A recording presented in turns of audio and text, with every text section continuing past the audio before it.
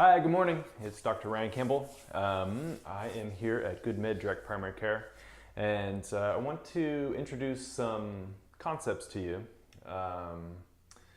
that have gotten a lot of press more recently, and a lot of emerging research is coming out, particularly around diet and manipulating not just what we eat, but how we eat and when we eat, and the positive impacts on our health that can have. So over the next few weeks, I'm going to take short videos and introduce these different concepts here. Today we'll mainly address time-restricted feeding, but in future posts we'll talk about intermittent fasting, ketogenic diet, fasting mimicking diet. And we'll also address some concepts that sort of tie all these together in the most basic way. These all have significant influence on insulin production and insulin sensitivity, and that's kind of the main influence that these diets are having on our bodies. That's a little bit of an oversimplification because fasting triggers so many other processes in your body that this is definitely a gross oversimplification. But as far as time-restricted feeding, I think this is the main action that it's having on our bodies. So when we're talking about time-restricted feeding, we're talking about limiting the number of hours in a day that you're consuming your calories. It's not necessarily calorie restricted, but it's just saying between this hour and this hour, I'm going to eat all of my calories during that time.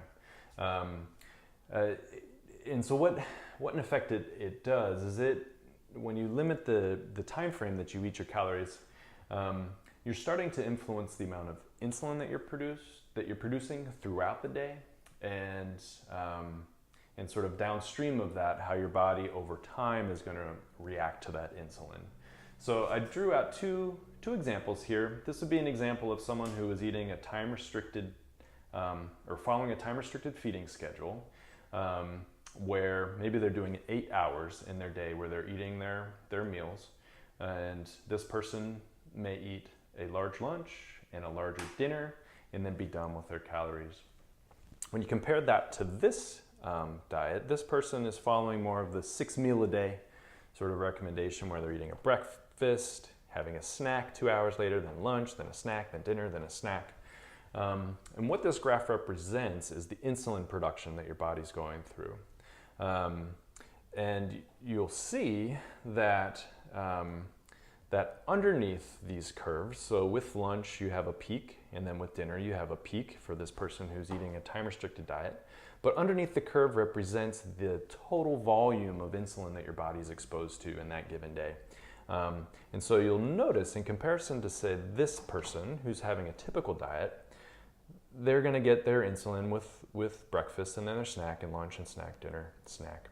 But when you look underneath the curve, that volume of insulin that this curve represents is much, much higher than this one. So that is kind of the basic trick to the time-restricted feeding, is that you're giving your body longer amounts of time where you're not exposed to high insulin levels.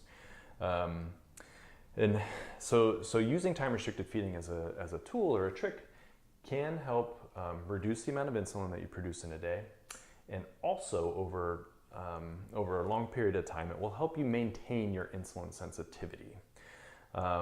In our country, in the US and other developed countries, we are finding that type 2 diabetes and insulin resistance is reaching really large scales.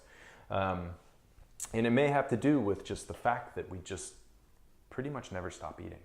And so time restriction can look like eating within a 12-hour window.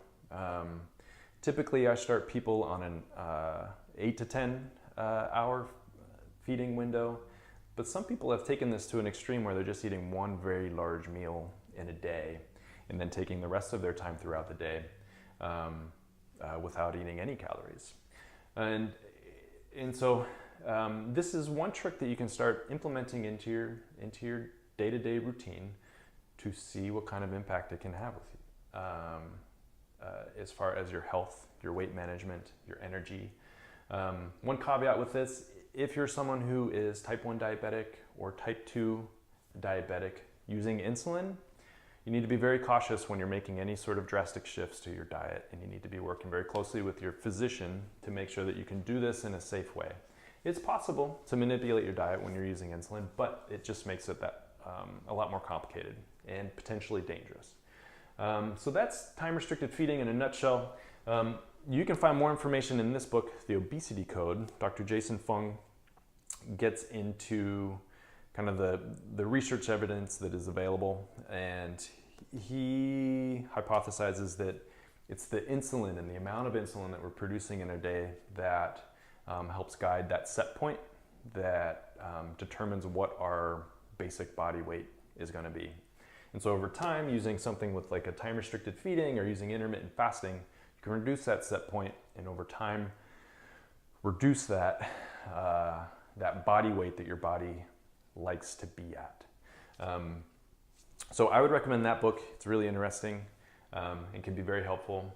Next videos, we'll talk about intermittent fasting, ketogenic diet, and fasting mimicking diet. I hope this was helpful. If you have any questions, you can reach out to the clinic directly or to myself or Dr. Wendy, and we'll help answer any questions that might come up.